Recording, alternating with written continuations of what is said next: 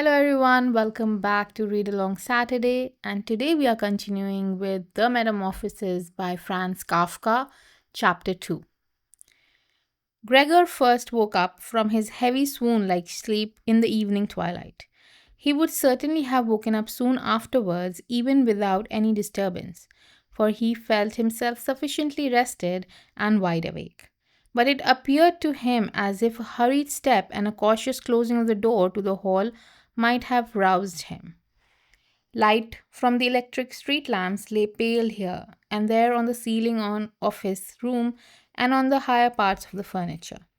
But down around Gregor it was dark. He pushed himself slowly towards the door, still groping awkwardly with his feelers, which he now learned to value for the first time. To check what was happening, his left side seemed one single long, unpleasantly stretched scar, and he really had to hobble on his two rows of legs. In addition, one small leg had been seriously wounded in the course of the morning incident. It was almost a miracle that only one had been hurt and dragged lifelessly behind. By the door, he first noticed what had really lured him there. It was the smell of something to eat. A bowl stood there, filled with sweetened milk, in which swam tiny pieces of white bread. He almost laughed with joy, for he had an even greater hunger than in the morning, and he immediately dipped his head almost over his eyes down into the milk. But he soon drew it back again in disappointment. Not just because it was difficult for him to eat on account of this delicate left side, he could eat only if his entire panting body worked in a coordinated way, but also because the milk, which had always been his favorite drink and which his sister had certainly placed there for that reason, did not appeal to him at all. He turned away from the bowl almost with aversion and crept back into the middle of the room. In the living room, as Gregor saw through the crack in the door, the gas was lit. But where, on the other hand, the occasions of this day, his father was accustomed to read the afternoon newspaper in a loud voice to his mother, and sometimes also to his sister, at the moment no sound was audible. Perhaps this reading aloud, about which his sister had always spoken and written to him, had recently fallen out of his general routine. But it was so still all around, in spite of the fact that the apartment was certainly not empty. What a quiet life the family leads, said Gregor to himself.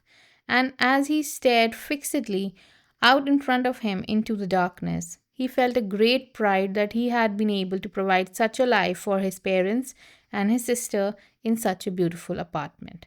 But how would things go if all tranquility, all prosperity, all contentment should come to the horrible end? In order not to lose himself in such thoughts, Gregor preferred to set himself moving, so he crawled up and down in his room. Once during the long evening, one side door and then the other side were open, just a tiny crack, and quickly closed again. Someone presumably had felt they needed to come in, but had then thought better of it. Gregor immediately took up a position by the living room door, determined to bring in the hesitant visitor somehow or other, or at least to find out who it might be. But now the door was not open anymore. Gregor waited in vain. Earlier, when the door had been barred, they had all wanted to come in to him. Now, when he had opened one door and when others had obviously been opened during the day, no one came any more, and now the keys were stuck in the locks on the outside. The light in the living room was turned off only late at night, and it was now easy to establish that his parents and his sister had stayed awake all this time, for one could hear them clearly as all three moved away on tiptoe. Now it was certain that no one would come into Gregor any more until the morning. Thus, he had a long time to think undisturbed about how to reorganize his life from scratch. But the high open door, in which he was compelled to lie flat on the floor, made him anxious, without his being able to figure out the reason, for he had lived in the room for 5 years. With a half unconscious turn, and not without a little shame, he scurried under the couch, where, in spite of the fact that his back was a little cramped and he could no longer lift up his head, he felt very comfortable right away and was sorry only that his body was too wide to fit completely under the couch. There he remained the entire night, which he spent partly in the state of semi sleep, out of which his hunger constantly woke him with a start, but partly in the state of worry and murky hopes, which all led to the conclusion for the time being he would have to keep calm, and with patience and greatest consideration for his family, tolerate the troubles which is his present condition he was now forced to cause them. Already early in the morning, it was still almost night. Gregor had an opportunity to test the power of the decision he had just made. For his sister, almost fully dressed, opened the door from the hall into his room and looked eagerly inside. She did not find him immediately, but when she noticed him under the couch, God, he had to be somewhere or the other, for he could hardly fly away. She got such a shock that without being able to control herself, she slammed the door shut once again from the outside. However, as if she was sorry for her behavior, she immediately opened the door and walked in on her tiptoes, as she was in the presence of a serious invalid or a total stranger.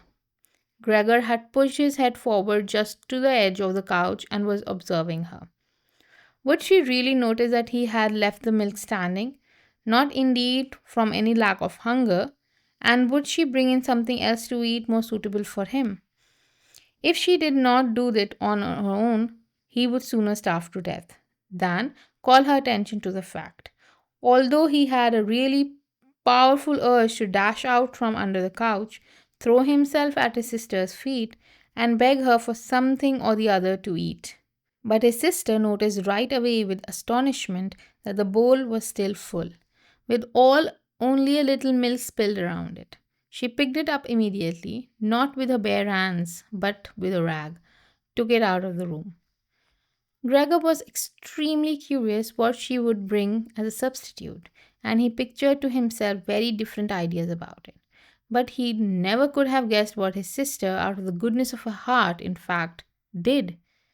To test his taste, she bought him an entire selection, all spread out on an old newspaper.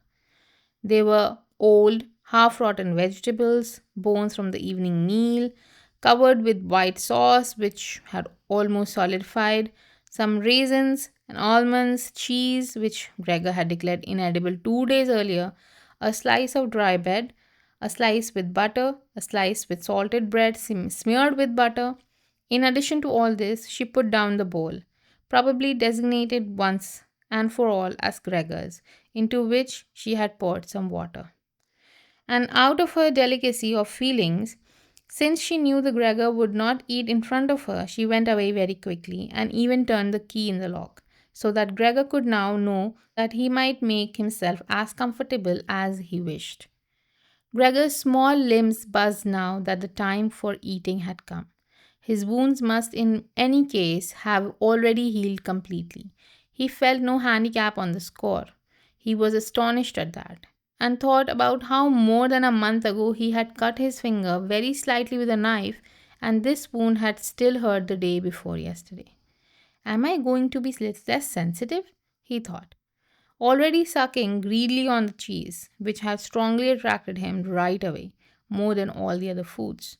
Quickly and with his eyes watering with satisfaction, he ate one after the other the cheese, the vegetables, and the sauce. The fresh food, by contrast, did not taste good to him. He could not even bear the smell and carried the things he wanted to eat a little distance away. By the time his sister slowly turned the key as a sign that she should withdraw, he was long finished with everything and now lay lazily at the same spot. The noise immediately startled him, in spite of the fact that he was already almost asleep, and he scurried back under the couch. But it cost him great self control to remain under the couch, even for the short time his sister was in the room, because his body had filled out somewhat on account of a rich meal, and in the narrow space there he could scarcely breathe. In the midst of minor attacks of breathlessness, he looked at her with somewhat protruding eyes as his unsuspecting sister swept up with a broom not just the remnants, but even the food which Gregor had not touched at all. as if these were now useless, and she dumped everything quickly in a bucket, which she closed with a wooden lid and then carried it out of the room. She had hardly turned around before Gregor had already dragged himself out from under the couch, stretched out, and let his body expand. In this way, Gregor now got his food every day. Once in the morning, when his parents and the servant girl were still asleep, and a second time after the common noon meal, for his parents were asleep then for a little while, and the servant girl was sent off by his sister on some errand or other. They certainly would not have wanted Gregor to starve to death, but perhaps they could not have endured finding out what he ate, other than by hearsay. Perhaps his sister also wanted to spare them what was possibly only small grief, for they were really suffering quite enough already. What sorts of excuses people had used on the first morning to get the doctor and the locksmith out of the house again, Gregor was completely unable to ascertain.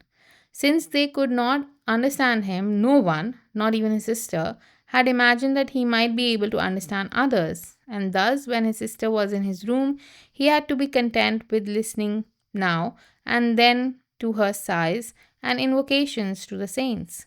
Only later, when she had grown somewhat accustomed to everything, naturally there could never be any talk of her growing completely accustomed to it.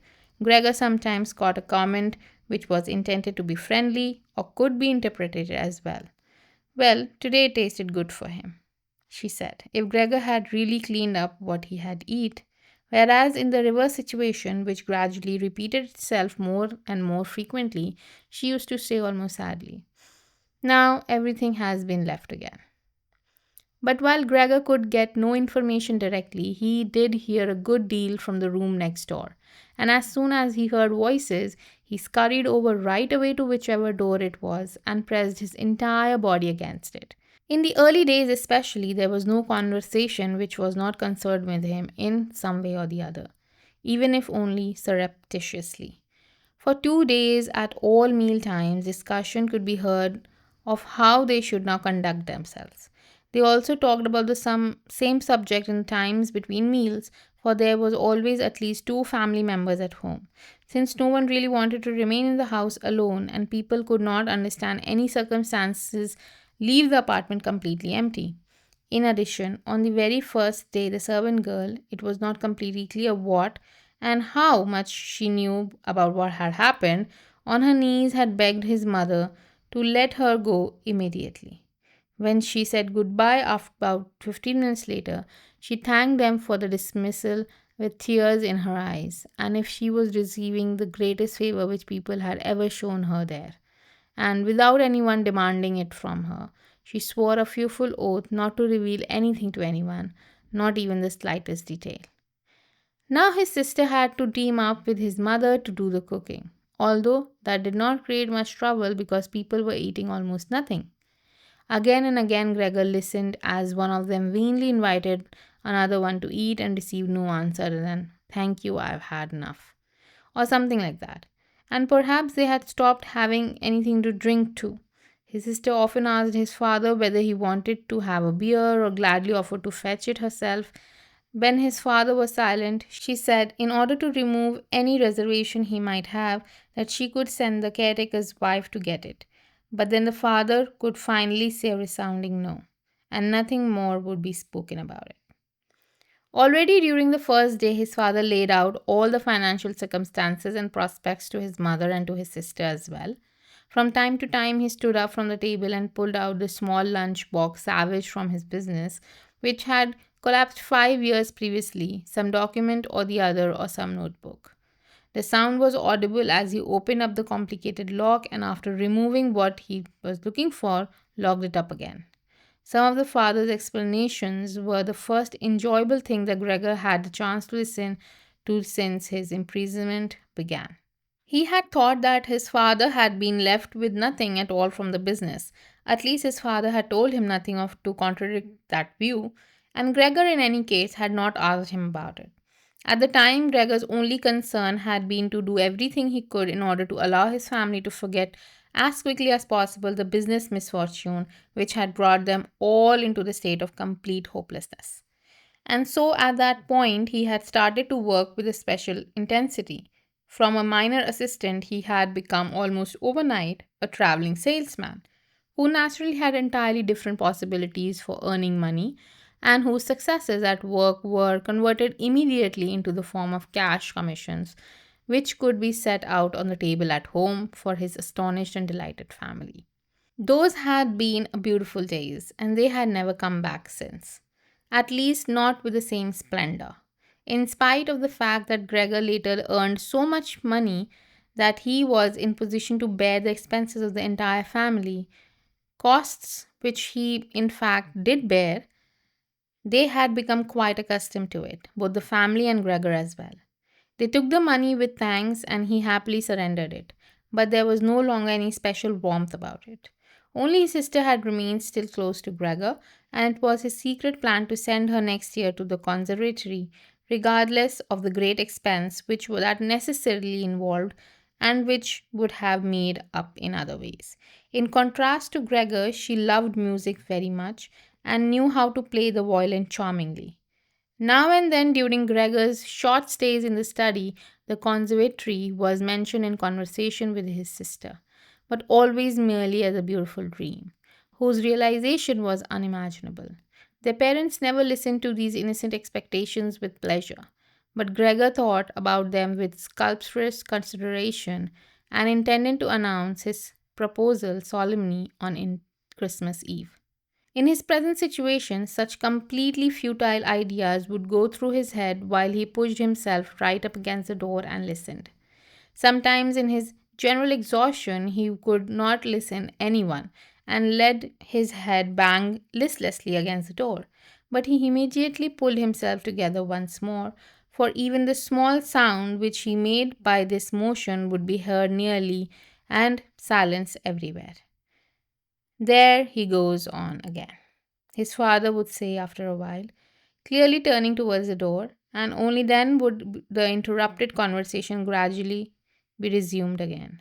Gregor soon found out clearly enough, for his father tended to repeat himself from time to time in his explanation, partly because he had not personally concerned himself with these matters for a long time now, and partly because his mother did not understand everything right away the first time.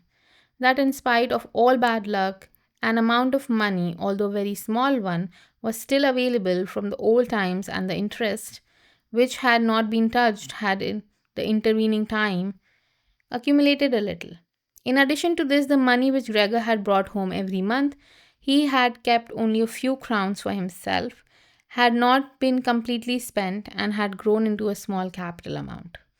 Gregor, behind his door, nodded eagerly, rejoicing over this unanticipated foresight and frugality.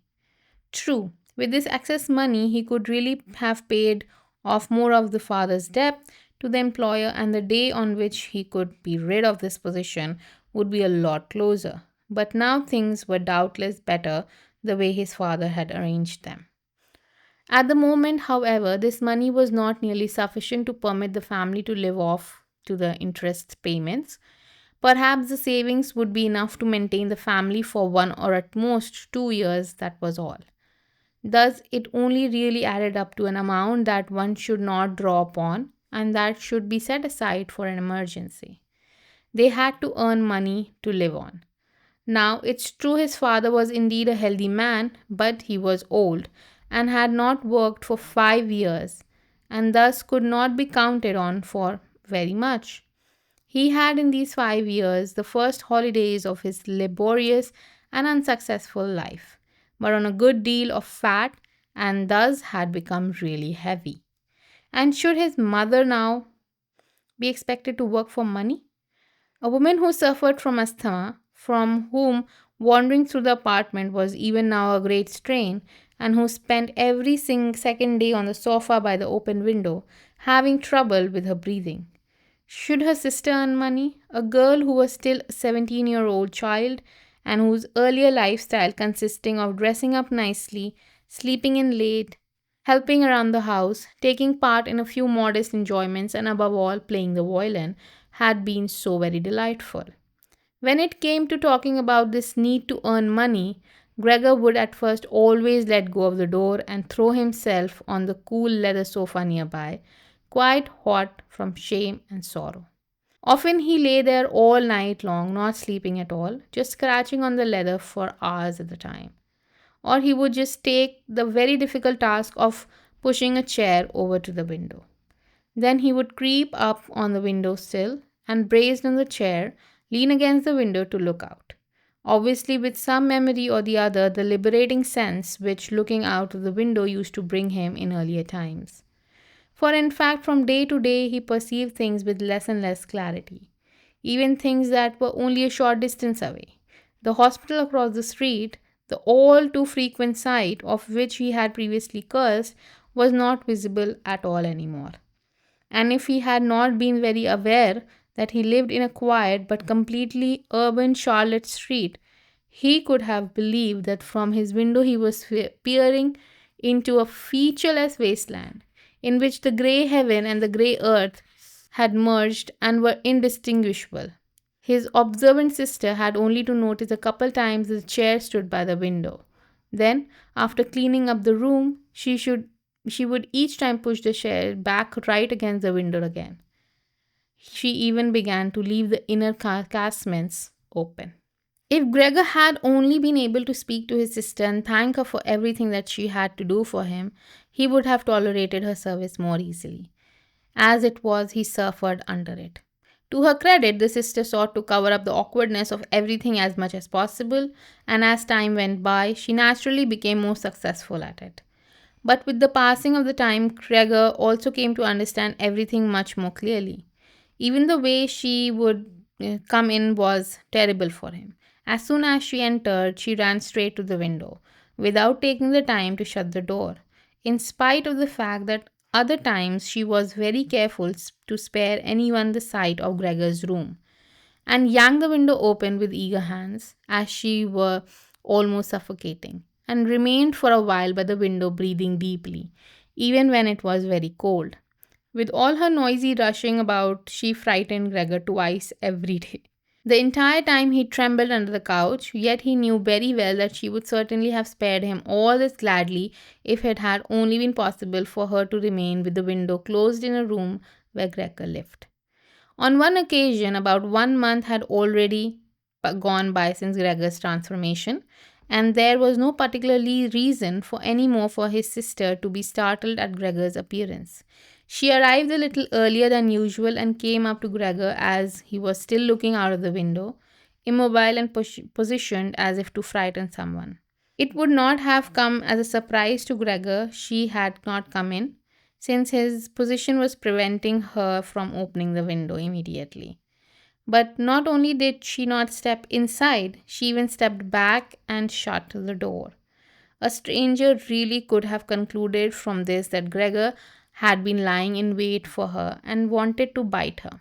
Of course, Gregor immediately concealed himself under the couch, but he had to wait until noon before his sister returned, and she seemed much less calm than usual. From this, he realized that his appearance was still intolerable to her and should remain intolerable to her in future, and that she really must have to exert a lot of self-control not to run away from the glimpse of only the small part of his body which stuck out from under the couch. In order to spare her even this sight, one day he dragged a bed sheet on his back up onto the couch. This task took him 4 hours and arranged it such a way that he was now completely concealed and his sister, even if she bent down, could not see him.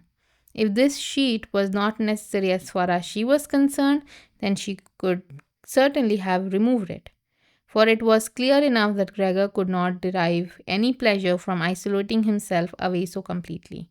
But she left the sheet as it was, and Gregor believed he even caught a look of gratitude when, on one occasion, he carefully lifted up the sheet a little with his head to check as his sister took stock of the new arrangement. In the first 2 weeks, his parents could not bring themselves to visit him, and he often heard how they fully acknowledged his sister's present work. Whereas, earlier they had often got annoyed at his sister because she had seemed to them a somewhat useless girl. Now both his father and his mother frequently waited in front of Gregor's door while his sister cleaned up inside. As soon as she came out, She had to explain in great detail how things looked in the room and what Gregor had eaten, how he had behaved this time, and whether perhaps a slight improvement was perceptible. As it happened, his mother comparatively soon had wanted to visit Gregor, but his father and his sister had restrained her. At first, with reasons which Gregor listened very attentively and which he completely endorsed. Later, however, they had to hold her back forcefully. When she then cried, "Let me go to Gregor. He is my unfortunate son. Don't you understand that I have to go to him?" Gregor then thought that perhaps it would be a good thing if his mother came in. Not every day, of course, but maybe once a week. She understood everything much better than his sister, who, in spite of all her courage, was still merely a child, and in the last analysis had perhaps undertaken such a difficult task only out of childish recklessness. Gregor's wish to see his mother was soon realized. While during the day, Gregor, out of consideration for his parents, did not want to show himself by the window. He could not crawl around very much on the few square meters of the floor. He found it difficult to bear lying quietly during the night, and soon eating no longer gave him the slightest pleasure. So, for diversion, he acquired the habit of crawling back and forth across the walls and ceilings. He was especially fond of hanging from the ceiling. The experience was quite different from lying on the floor. It was easier to breathe, a slight vibration went through his body, and in the midst of almost happy amusement, which Gregor found up there, it could happen that, to his own surprise, he let go and hit the floor. However, now he was naturally controlled his body quite differently than before, and he did not injure himself in such a great fall. Now, his sister noticed immediately that the new amusement which Gregor had found for himself, for as he crept around his left behind here and there traces of his sticky stuff, and so she had got an idea of making the area where Gregor could creep around as large as possible, and thus of removing the furniture which got in the way, especially the chest of drawers and the writing desk. But she was in no position to do this by herself. She did not dare to ask her father to help, and the servant girl would certainly not have assisted her. For although this girl, about 16-year-old, had courageously remained since the dismissal of the previous cook, she had begged for the privilege of being allowed to stay permanently confined to the kitchen and of having to open the door only in answer to a special summons. Thus, his sister had no choice but to involve his mother. Choosing a time when his father was absent, his mother approached Gregor's room with cries of excited joy, but she fell silent at the door. Of course, his sister first checked whether everything in the room was in order. Only then did she let her mother enter. Gregor had, with the greatest haste, drawn the sheet down even further and wrinkled it more. The whole thing really looked just like a coverlet thrown carelessly over the couch. On this occasion, Gregor also held back from spying out from under the sheet. For now, he refrained from looking at his mother and was merely happy that she had come now. "Come on, you can't see him," said his sister, and evidently led his mother by the hand. Now Gregor listened as these two weak women shifted the heavy old chest of drawers from its position. His sister constantly took on herself the greatest part of the work without listening to the warnings of his mother, who was afraid that she would restrain her. The work lasted a very long time. After about a quarter of an hour had already gone by, his mother said it would be better if they left the chest of drawers where it was, because in the first place it was too heavy.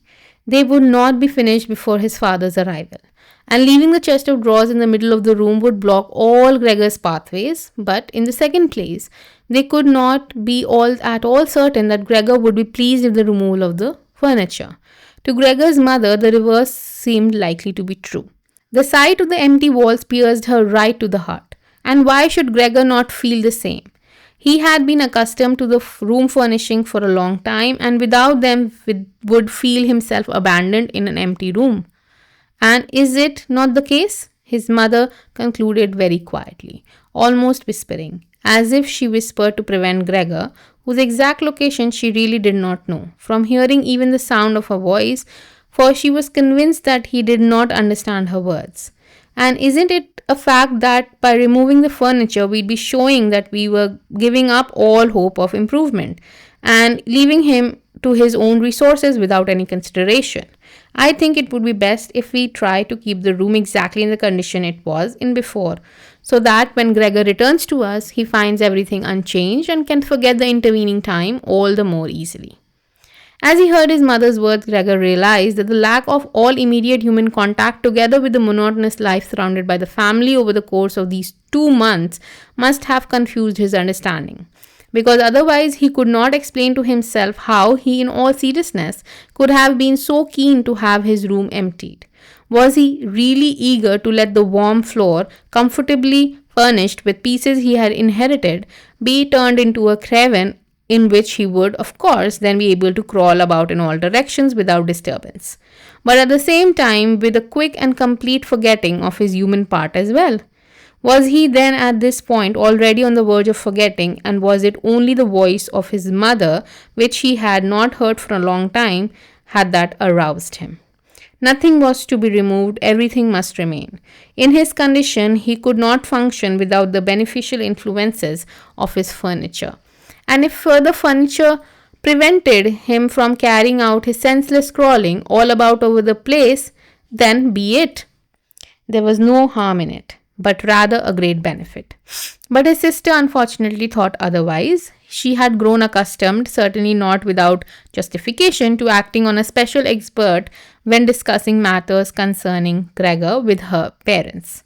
And so now the mother's advice was for his sister sufficient reason to insist on the removal, not only of the chest drawers and the writing desk, which were the only items she had thought about at first, but also all the rest of the furniture, with the exception of the indispensable couch. Of course, it was not only childish defiance and her recent very unexpected and hard-won self-confidence which led her to this demand. She had actually observed that Gregor needed a great room to creep about.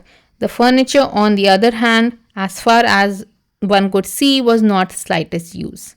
But perhaps the enthusiastic sensibility of a young woman of her age also played a role. This feeling sought release at every opportunity, and with it, Greta now felt tempted by the desire to make Gregor's situation even more terrifying, so that then she would be able to do even more for him than she had up to now. For surely no one except Greta would ever trust themselves to enter a room in which Gregor ruled the empty walls all by himself. And so she did not let herself be dissuaded from her decision by her mother, who in her sheer agitation seemed uncertain of herself in the room as it was. She soon fell quiet and helped his sister with all the energy she could muster to the chest of drawers out of the room. Now Gregor could still do without the chest of drawers if need be, but the writing desk really had to stay. And scarcely had the women left the room with the chest of drawers groaning as they pushed it, when Gregor stuck his head out from under the sofa to see how he could intervene, cautiously and with as much consideration as possible. But unfortunately, it was his mother who came back into the room first. Greta had held her arms wrapped around the chest of drawers in the next room and was rocking it back and forth by herself, of course without moving it from its position. But his mother was not used to the sight of Gregor. Just seeing him could have made her ill, and so, frightened, Gregor scurried backwards right to the other end of the sofa. However, he could no longer prevent the front of his sheet from moving a little. That was enough to catch his mother's attention. She came to a halt, stood still for a moment, and then went back to Greta. Although Gregor kept repeating to himself over and over that really nothing unusual was going on, the only few pieces of furniture were being rearranged, as soon as he had to admit to himself that the movements of the woman to and fro was quite conversations, and the scraping of the furniture on the floor affected him like great commotion stirred upon all sides. He was pulling in his head and legs and pressing his body into the floor so firmly that he had to tell him unequivocally he would not be able to endure all this much longer. They were cleaning out his room, taking away from him everything he cherished. They had already dragged out the chest of drawers in which the French saw and the other stools were kept, and they were now loosening the writing desk, which was fixed tight to the floor. The desk on which he, as a business student, as a high school student, indeed even an elementary school student, had written out his assignments. At that moment, really did not have any more time to consider the good intentions of the two women, whose existence he had in any case almost forgotten because their exhaustion they were working really silently. The heavy stumbling of their feet was the only sound to be heard. And so he sculpted out. The women were just propping themselves up at the writing desk in the next room in order to take a short breather. He changed the direction of his path 4 times. He really did not know what he should rescue first. Then he saw, hanging conspicuously on an otherwise empty wall, the picture of a woman dressed in nothing but fur. He quickly scurried up over it and pressed himself against the glass, which held it in place, which made its hot abdomen feel good. At least this picture, which Gregor at the moment completely concealed, surely no one would take it away. He twisted his head towards the door of the living room to observe the women as they came back. They had not allowed themselves very much rest and were coming right back away. Greta had placed her arm around her mother and held her tightly. "So what shall we take now?"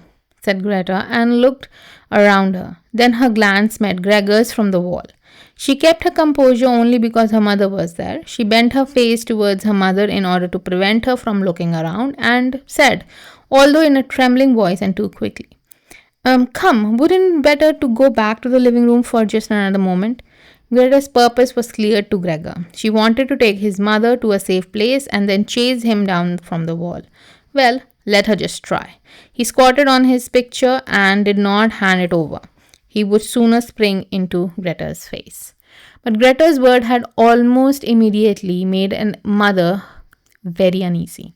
He walked to the side, caught sight of the enormous brown splotch on the flat wallpaper, and before she became truly aware that she was looking at was Gregor, screamed out in high-pitched raw voice, "Oh God, oh God," and fell with an outstretched arms as if she was surrendering everything down onto the couch. She lay there motionless. "Gregor, you!" cried out his sister, which raised a fist and an urgent glare. Since his transformation, these were the first words she had directed right at him. She ran into the room next door to bring some spirits, anything with which she could revive her mother from her fainting spell. Gregor wanted to help as well. There wasn't time enough to save the picture, but he was stuck fast on the glass and had to tear himself loose forcibly. Then he too scurried into the next room as if he could give his sister some advice, as in the earlier times. He had to stand there idly behind her while she rummaged about among various small bottles. Still, she was frightened when she turned around. A bottle fell onto the floor and shattered. A splinter of glass wounded Gregor in the face, and some corrosive medicine or other dripped over him. Now, without lingering any longer, Greta took as many small bottles as she could hold and ran with them into her mother. She slammed the door shut with her foot. Gregor was now shut off from his mother, who was perhaps near death thanks to him. He could not open the door. He could not want to chase away his sister, who has to remain with the mother. At this point, he had nothing to do but wait. Overwhelmed with self-reproach and worry, he began to creep and crawl over everything, walls, furniture, and ceiling. Finally, in his despair, as the entire room started to spin around him, he fell out onto the middle of the large table. A short time elapsed. Gregor lay there limply. All around was still. Perhaps that was a good sign. Then there was a ring at the door. The servant girl was naturally shut up in her kitchen, and therefore Greta had to go and open the door. His father had arrived. "What's happened?" were his first words.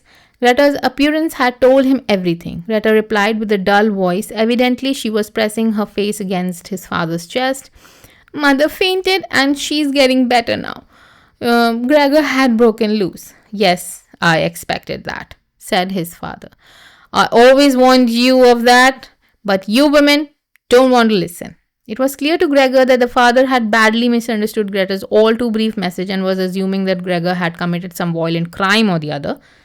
Thus, Gregor had now to find his father and calm him down, for he had neither the time nor the ability to explain things to him.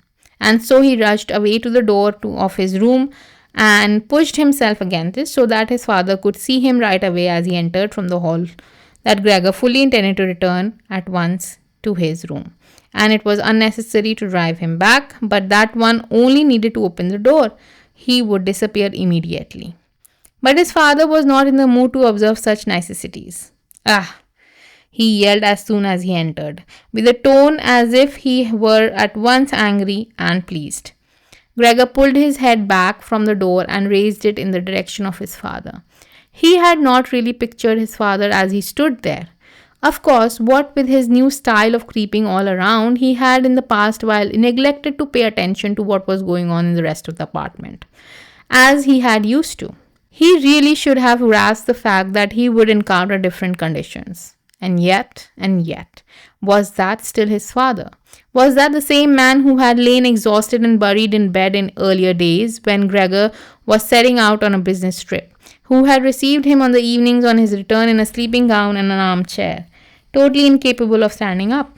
Who had only lifted his arm as a sign of happiness, and who, in their rare strolls together a few Sundays a year, and on the most important holiday, made his way slowly forward between Gregor and his mother, who themselves moved slowly, even a bit more slowly than them, bundled up in his old coat, working hard to move forward and always setting down his walking stick carefully, and who, when he had wanted to say something, had almost always stood still and gathered his entourage around him.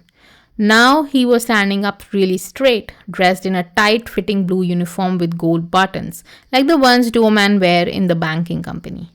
Above the high, stiff collar of his jacket, his firm double chin stuck out prominently. Beneath his bushy eyebrows, the glance of his black eyes were fresh and alert, and his usually disheveled white hair was combed down into a shining and a carefully exact part. He threw his cap, on which a gold monogram, probably the symbol of the bank, was affixed in an arc across the entire room onto the sofa, and thrusting back the edges of the long coat of his uniform with his hands in his trouser pockets and a grim face, moved right up to Gregor. He really did not know what he had in mind, but he raised his feet uncommonly high anyway, and Gregor was astonished at the gigantic size of the soles of his boots. Gregor did not linger on this point. He had known even from the first day of his new life that, as far as he was concerned, his father considered the only appropriate response to the most forceful one. And so he scurried away from his father, stopped when his father remained standing, and scampered forward again when his father stirred a little. In this way, they made their way round the room repeatedly without anything decisive taking place. In fact, because of the slow pace, it did not look like a chase.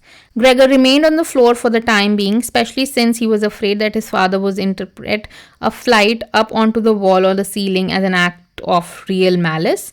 At any event, Gregor had to tell himself that he could not keep up this running around for a long time, because whenever his father took a single step, he had to go through a large number of movements.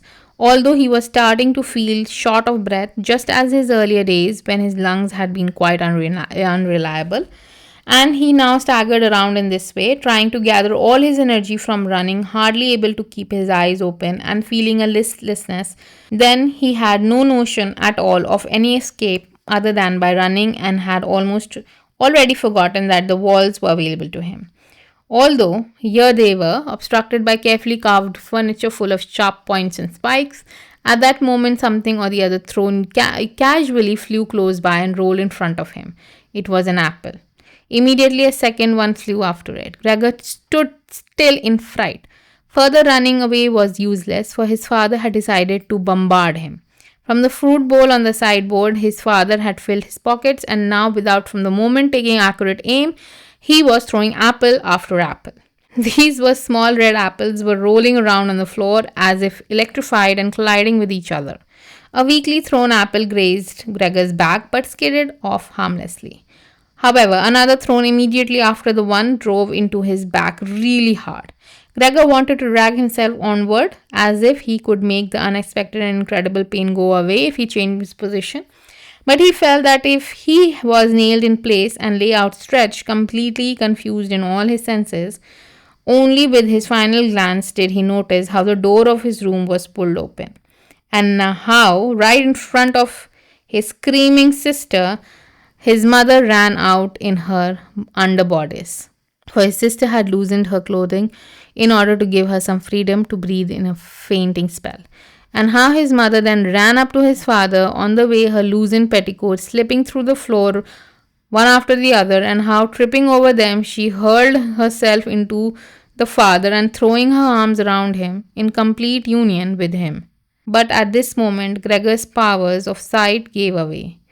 As her hands reached round her father's neck, she begged him to spare Gregor's life.